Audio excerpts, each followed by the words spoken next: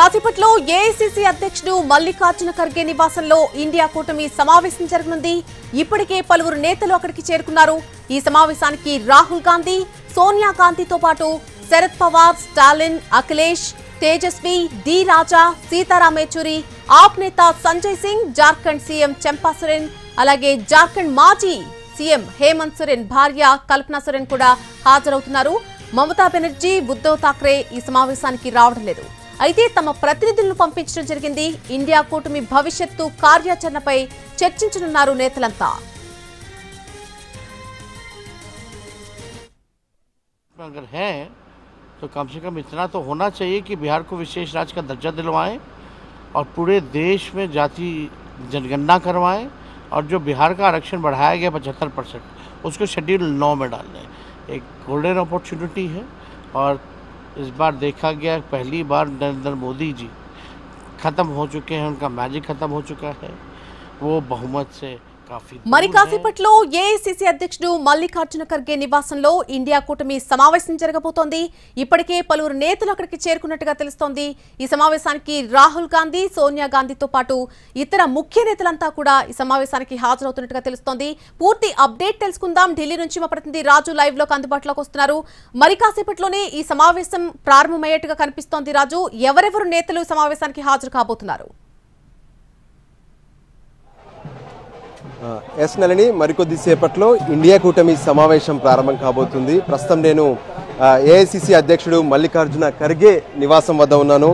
ఖర్గే ప్రతి ఒక్కరిని కూడా స్వాగతిస్తున్నారు. ఎవరెవరైతే ఇండియా కూటమిలో పార్ట్నర్స్గా ఉన్నారో పార్టీలకు సంబంధించినటువంటి ముఖ్య నేతలందరినీ తను స్వయంగా ఆహ్వానిస్తున్నారు. ఇప్పటికే తేజస్వి యాదవ్ ఆర్జేడీ నుంచి హాజరయ్యారు. మరోపక్క ఈ సమావేశానికి ఏఐసీసీ అగ్రనేతలుగా ఉన్నటువంటి సోనియా గాంధీ, రాహుల్ గాంధీ, మరోపక్క ప్రియాంక గాంధీ కూడా ఈ ముగ్గురు కొద్దిసేపటి క్రితమే ఖర్గే నివాసానికి చేరుకున్నారు. ఖర్గే నివాసం వద్ద మనం చూస్తున్నాం పెద్ద ఎత్తున అన్ని పార్టీలకు సంబంధించి అంటే ఇండియా కూటమిలో ఉన్నటువంటి పార్టీల నేతలందరూ కూడా ఇక్కడికి చేరుకుని కార్యకర్తలు పెద్ద ఎత్తున హంగామా కూడా చేస్తున్నటువంటి పరిస్థితి ఉంది. సో ఈరోజు జరిగేటటువంటి ఈ సమావేశంలో ముఖ్యంగా ఇండియా కూటమి ఏ విధంగా ఇక ముందుకెళ్ళాలి, ఇప్పటికే అనుకున్న స్థాయిలో తమకు వచ్చినటువంటి స్థానాలన్నీ కూడా మెరుగ్గా ఉన్నాయని భావిస్తున్నటువంటి ఇండియా కూటమి కొన్ని కీలక అంశాలపైన చర్చ జరిపే అవకాశం స్పష్టంగా కనిపిస్తుంది.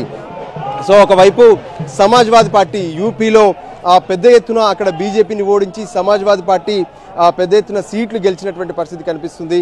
సమాజ్వాదీ పార్టీ కార్యకర్తలు మనం ఇక్కడ చూస్తున్నాం, రెడ్ కలర్ టోపీ పెట్టుకున్నటువంటి వాళ్ళందరూ కూడా సమాజ్వాదీ పార్టీకి సంబంధించినటువంటి వాళ్ళే. సో ఈ విధంగా కార్యకర్తలు ఒకవైపు చేరుకుంటుంటే ముఖ్య నేతల సైతం ఖర్గే నివాసంలోకి వెళ్తున్నారు. అయితే ప్రధానంగా వీళ్ళ ముందున్నటువంటి ఎజెండా ఒకటే, ఏదైతే ఇప్పుడు ఉన్నటువంటి పరిస్థితుల్లో ఖచ్చితంగా ఎటువంటి పాత్ర ఉండబోతుంది ఇండియా కూటమిది అనేది ఇక్కడ కీలకంగా కనిపిస్తుంది. దానికోసం ప్రత్యేకంగా ఎటువంటి నిర్ణయాలు తీసుకోవాల్సి ఉంటుంది.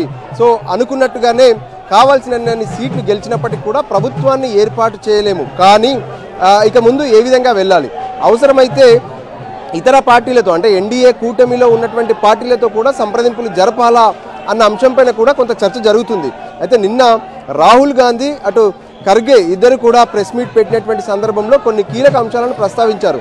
ఇప్పుడున్నటువంటి కూటమిలోకి అంటే ఇండియా కూటమిలోకి కొత్త వాళ్ళను పిలవాలంటే అది కాంగ్రెస్ ఒకటే తీసుకునేటటువంటి నిర్ణయం కాదు. ఖచ్చితంగా ఇండియా కూటమి సమావేశంలో కూటమిలో ఉన్నటువంటి అన్ని పార్టీలు ఆలోచించిన తర్వాత అందరూ నిర్ణయించిన తర్వాతనే ఏదైనా ఆలోచన ఉంటుందనే విషయాన్ని కూడా స్పష్టం చేశారు. సో దానికి అనుగుణంగా అవసరమైతే ఇతర పార్టీలతో మాట్లాడి వాళ్ళ ఎంపీల మద్దతు తీసుకోవాలనే దాని మీద కూడా చర్చ జరగబోతుంది. సో ముఖ్యంగా చెప్పాలంటే ఇప్పుడున్నటువంటి పరిస్థితుల్లో కాంగ్రెస్ ఏ విధంగానైతే 99 సీట్లు సాధించింది, ఆ తర్వాత సమాజ్వాదీ పార్టీ కావచ్చు, తృణమూల్ కాంగ్రెస్ పశ్చిమ బెంగాల్లో మమతా బెనర్జీ నేతృత్వంలో తృణమూల్ కాంగ్రెస్ సైతం పెద్ద ఎత్తున సీట్లు సాధించినటువంటి పరిస్థితి కనిపిస్తుంది. శివసేన, ఉద్దవ్ ఠాక్రేకి సంబంధించినటువంటి పార్టీ సైతం పెద్ద ఎత్తున సీట్లు సాధించింది. సో వీళ్ళందరూ ఇక పార్లమెంట్లో ఎలాంటి పాత్రతో ముందుకెళ్ళాలి, ఏ విధంగా పార్లమెంట్లో ప్రజాస్వామ్యాన్ని రక్షించాలి అనే ఆలోచన దిశగానే తమ చర్చలు ఉంటాయని చెప్పి స్పష్టం చేశారు. సో దానికి అనుగుణంగానే ఇప్పుడు అందరూ కలిసి కొన్ని కీలక నిర్ణయాలు తీసుకునే అవకాశం ఉంది. అయితే అటు ప్రభుత్వానికి సంబంధించినటువంటి అంశంలో కూడా ఏమైనా ప్రయత్నాలు చేస్తారనేది కూడా కొంత కీలకంగా మారుతుంది. ఎందుకంటే ఫిగర్ అనేది కొంత ఇద్దరికి కూడా ఎన్డీఏకు ఇండియా కూటమికి మధ్యలో 60 నుంచి కొన్ని సీట్లు మాత్రమే ఆ తేడా కనిపిస్తున్నటువంటి పరిస్థితుల్లో ఖచ్చితంగా దీనికి సంబంధించి ఏమైనా ఇతర పార్టీలతో సంప్రదింపులు జరపాలా, అంతేకాదు ఇతరులు కూడా దాదాపు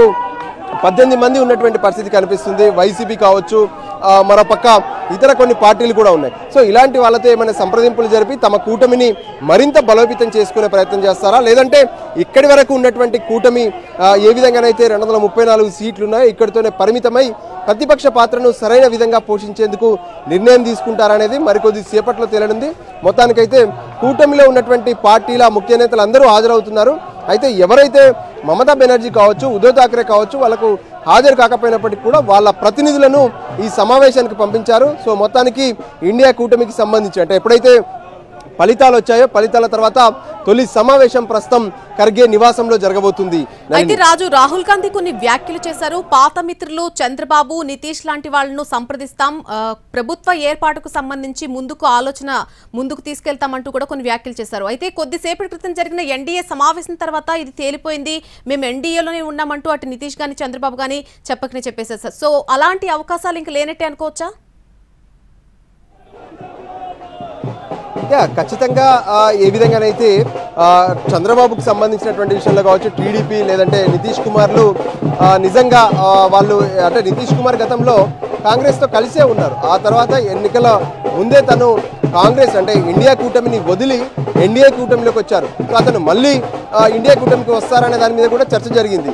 కానీ ఇప్పుడున్నటువంటి పరిస్థితుల్లో ఇండియా కూటమిలోకి వచ్చే పరిస్థితి లేదు, మేము ఎన్డీఏ కూటమిలోనే ఉంటామని చెప్పి నితీష్ కుమార్, మరోపక్క ఏదైతే చంద్రబాబు సైతం స్పష్టం చేశారు. ఈరోజు ఉదయం చంద్రబాబు తన ప్రెస్ మీట్లో స్పష్టంగా చెప్పారు, మేము ఎన్డీఏలో ఉన్నాము, ఎన్డీఏ జరిగేటటువంటి ఢిల్లీలో జరిగేటటువంటి సమావేశానికే వెళ్తున్నామనే విషయాన్ని కూడా స్పష్టం చేశారు. సో వాళ్ళు ఎన్డీఏ కూటమి నుంచి బయటకు వచ్చే అవకాశాలు కనిపించట్లేదు. సో ఇప్పుడున్నటువంటి పరిస్థితుల్లో కాంగ్రెస్ కానీ ఇండియా కూటమి కానీ తీసుకునేటువంటి ఒకటే నిర్ణయం, రానున్నటువంటి పార్లమెంట్ సమావేశాల్లో కావచ్చు, ఇక దేశవ్యాప్తంగా కూడా ప్రజల కోసం పనిచేస్తామని చెప్తూ ఉన్నారు. ముఖ్యంగా రైతులు కావచ్చు, బడుగు బలహీన వర్గాలు కావచ్చు, వీళ్ళ కోసం ఏ విధంగానైతే భారత్ జోడో యాత్రలో 5 న్యాయాలను చేస్తామని చెప్పారో వాటన్నిటి కోసం కూడా తాము కష్టపడి పనిచేస్తాము, ప్రజల కోసమే ఉంటాము, ప్రజా సమస్యలను పార్లమెంటు వేదికగా మరోసారి తీసుకొస్తామని చెప్పి వాళ్ళు స్పష్టం చేసినటువంటి పరిస్థితి ఉంది. ఆ విధంగానే అదే అంశాలకు సంబంధించి మాట్లాడడంతో పాటు ఇండియా కూటమిలో నుంచి పార్టీలు ఏ ఒక్కరు కూడా చేజారకుండా చూసుకోవాల్సినటువంటి బాధ్యత కూడా ఇప్పుడు కూటమి పైన ఉంది. ఎందుకంటే పూర్తి స్థాయిలో మెజార్టీ ఉన్నప్పటికీ కూడా కొంత బలం అనేది ఎన్డీఏకు తగ్గింది. సో ఖచ్చితంగా వాళ్ళు మరింత బలపడడానికి ఇండియా కూటమిలో ఉన్నటువంటి కొన్ని పార్టీలను తమ వైపు తిప్పుకునే ప్రయత్నాలు చేస్తారని కూడా కాంగ్రెస్ ఆలోచిస్తుంది. సో దానిలో భాగంగానే ఎవరైతే ఇండియా కూటమిలో ఉన్నటువంటి అన్ని పార్టీలు ఉన్నాయో ఏ ఒక్కరు కూడా బయటికి వెళ్లకుండా జాగ్రత్త పడేందుకు కూడా కొన్ని కీలక నిర్ణయాలు తీసుకునే అవకాశాలు అయితే స్పష్టంగా కనిపిస్తున్నాయి. Right Raju, thanks for the live.